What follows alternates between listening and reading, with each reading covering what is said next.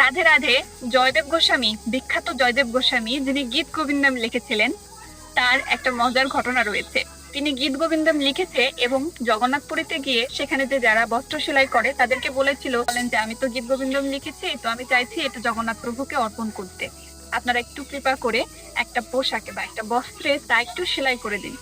তো সেখানে যারা ছিল তারা রাজি হয়ে যায়, তবে তারা একটা শর্ত দেয়।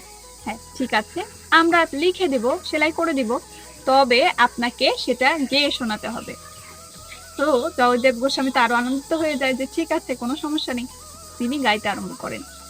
গাইতে গাইতে তিনি ভাবে এতটাই বিহ্বল হয়ে যায় যে আসলে তার গাওয়াটা বন্ধ হয়ে যায়। তিনি প্রায় অজ্ঞান মতো হয়ে যায়।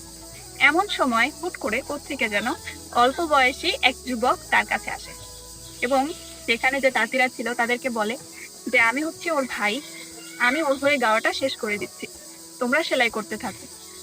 তো সেলাই সম্পন্ন হয়, সেই যুবক চলে যায়। কিছুক্ষণ পরে জয়দেব গোস্বামী যখন জ্ঞান ফিরে আসে, তখন তিনি দেখেন সেলাই সম্পন্ন হয়ে গেছে।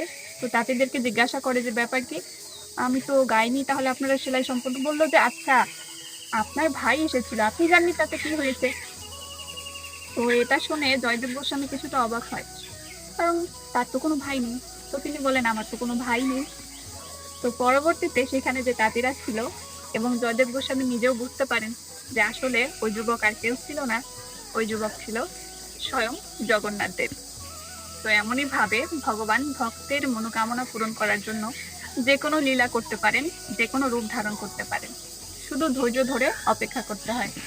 আর জয়দেব গোস্বামী কত বড় মহান ভক্ত ছিল যে তার জন্য স্বয়ং জগন্নাথ দেব নিজে এসেছে এবং তার লেখা গানটি নিজের কণ্ঠে গেয়েছে। অনেক বড় অহেতুকি কৃপা।